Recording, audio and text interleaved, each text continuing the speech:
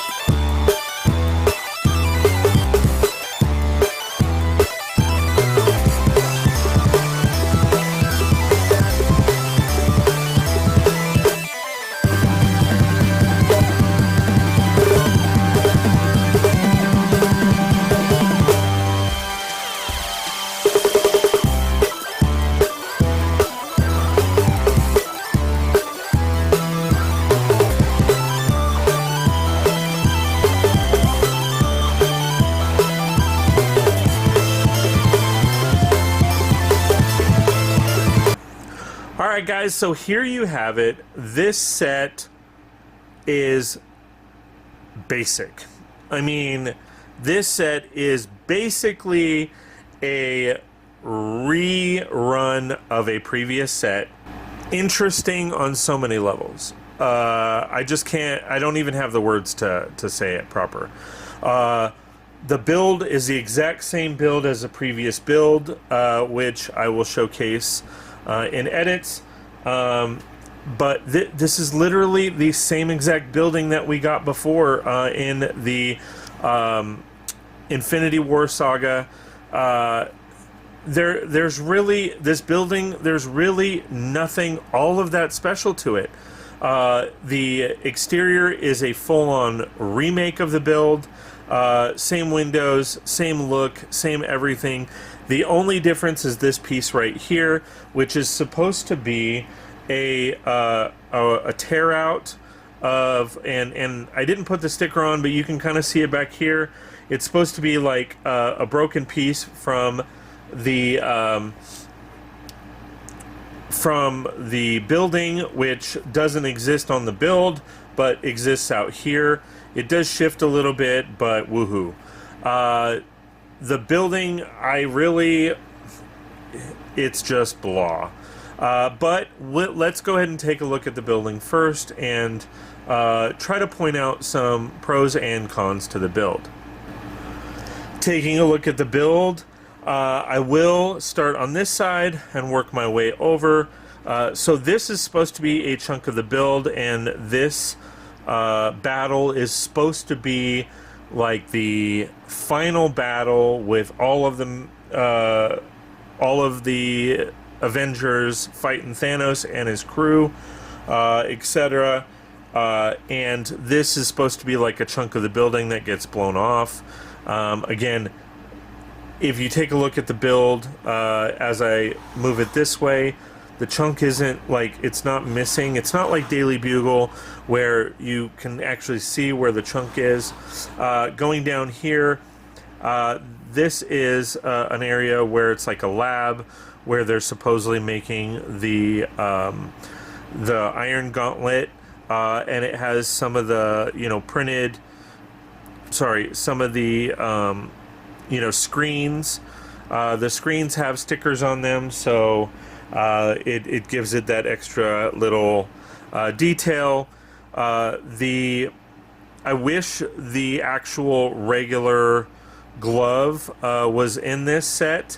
The one similar to one of the other sets that we got last year, where you could actually put the gems in it. That would have been awesome. Moving over to this section here is just, I do like this look, and I like what they did with this. This is supposed to be the area where, I guess, if they were to trap Thanos, this would be where Thanos goes. But he doesn't quite, I mean, he doesn't fit 100% in there. With the wall, the inset he does, but never, there is no point in the movie where he gets trapped, so it doesn't really make sense. It just, I mean, you can't even get it out without turning him sideways. But so to be honest, that doesn't make sense.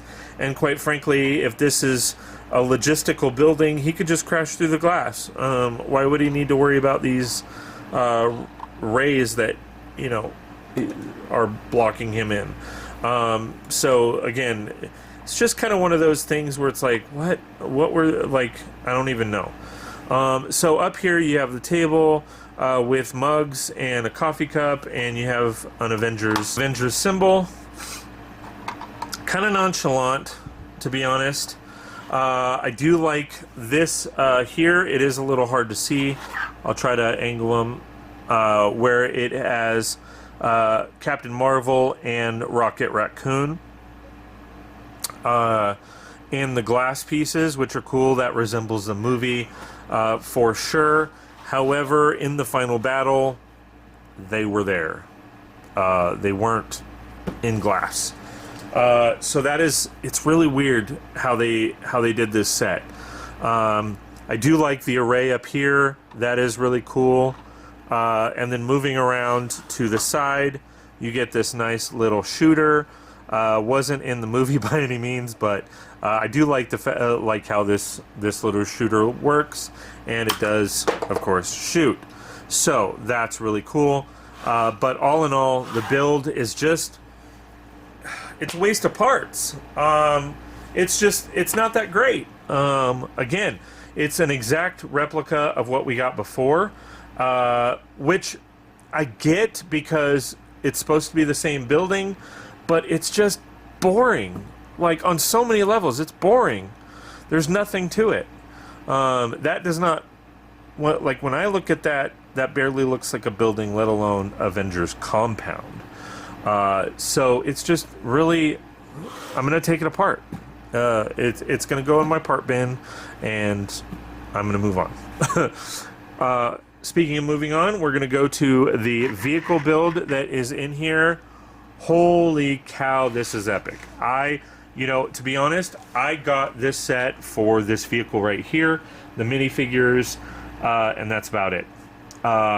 So this van is extremely cool. They made it really well. You have these top pieces that pop off. To be honest, there's literally nothing in here. I don't understand why it's not a 2-passenger van, because these types of vans are a 2-passenger van, and then there's literally nothing in there. They could have added a lot of details, but they didn't. Now, the cool part about what they did with the interior is you pop this up and there is the quantum machine. That I love as well. It is a sticker piece. It's not printed. However, it doesn't matter because it looks really cool. It's a really great idea that they came up with to put that sticker. I understand that why it's a sticker, just because, I mean, how would you replicate that in brick in a small space? But all in all, I love this van. It will for sure go in my city. So I, of course, love this van. It's easily modified because there's nothing in it. You can add details. All in all, it really does look like a van. In fact, I believe, like, my dad pretty much had one of these vans. So it kind of takes me back to when I was a kid a little bit. So all in all, this looks like a really cool van. I'm excited to have it in my city, and we will move on. Moving on to the minifigures. This set comes with 6 minifigures, 1 nano figure, and 1 big fig. So we will start with Scarlet Witch. She does have some epic fuchsia trans clear or trans fuchsia coloring that they've added for like bursts and stuff like that, which are really cool. Come around to the back, we'll lift her hair up. You get a dual face with angry eyes and some great torso detail. Moving on to the front, you have a different expression as well as some really cool detail in the front. Her hairpiece we've seen a bunch of times, but all in all, still good. I really like what they did with this minifigure. It's not the same as the CMF. It's different. It's classic. It really looks like Elizabeth Olsen from the movie. So really like this movie version of minifigure. Next we have Black Panther. Really cool detailed minifigure. I really like what they did with the torso. It looks spot on. I do wish they would have done a little bit with the legs and the arms on this minifigure, but I get it. We have some great printing on the back of the head as well as the back of the torso. All in all, great detail, great fig. We even have a spiky hair cap for it to round it out. So I really like this minifigure. Again, I wish there was a little bit more detail on the arms as well as on the legs, but it is what it is.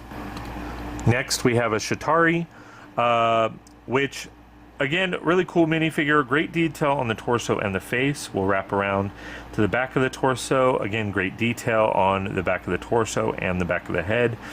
Nothing real fancy on the arms or the legs. Again, I kind of wish they would have had prints on there, but all in all, it is a great detailed minifigure.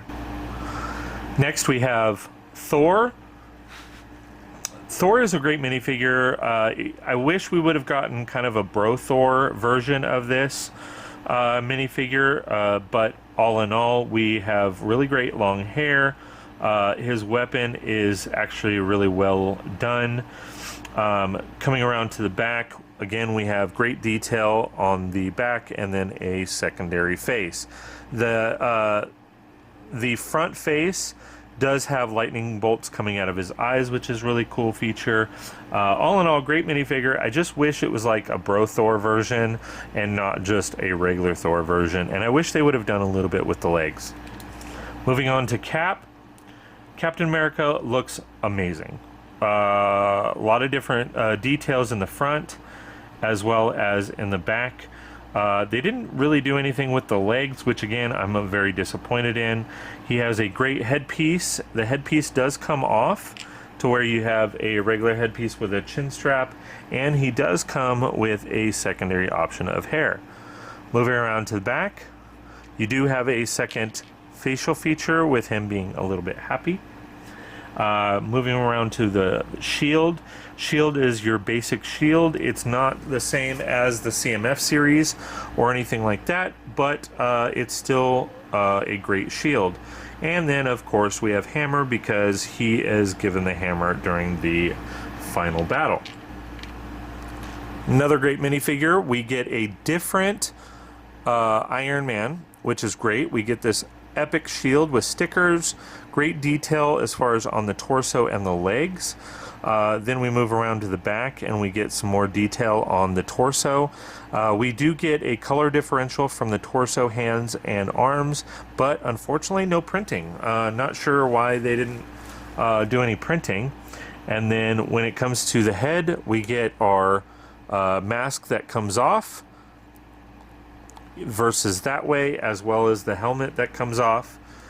We get the same face from a while back where we get the dual face, where it looks like he's in blue with the talking to Jarvis or Friday, and then we have the original face here.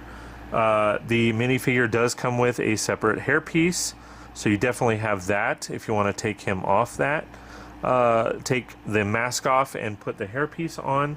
All in all, great minifigure. Like the fact that it's a different minifigure than what we've got in the past, and all in all, good stuff. Having some fun here, we do get two Ant-Mans, as always, because with nano figures, when they put a nano figure in the set, they always include two just in case you lose it.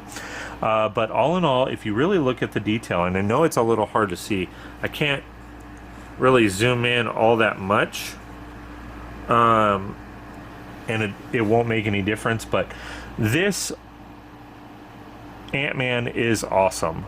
I really love the detail, the printing. I mean, it's just really cool the way they do these. I really love how they do it. I am slightly disappointed about some of the minifigures that we don't get. Obviously, Ant-Man and the Wasp. The Wasp should have been there. We have not so far gotten a Wasp nano figure, and I wish we would have gotten that with this set. As you can also tell, this set does not come with a lot of the other minifigures that were there during the final battle. We don't get a Spider-Man. We don't get a Hulk, which should have been a given because Hulk was in the final battle. We don't get a Captain Marvel or a lot of the other minifigures that we should have gotten, Doctor Strange, etc. But all in all, really great set. Last but certainly not least, Thanos. Again, Thanos is a great figure. He has some really great gold detail in the front, and then he just has the back. Not exactly sure why those are there, to be honest. I don't really remember studs being in the back of other big figs, but I could be wrong. Let me know in the comments below. But all in all, I mean, although it has great detail, we have seen Thanos before, so it's nothing really special. Thanos does come with this, you know, his weapon, which is great, but no headpiece, no hairpiece, or anything like that. Yes, I know he is bald, but all in all, you know, it is what it is. Alright guys, so there you have it. The Infinity Saga Avengers Endgame Final Battle, set number 76192, 527 pieces. It's aight. Hope you guys like this video. Please like, share, and subscribe, and we will see you next time on 36 Bricks.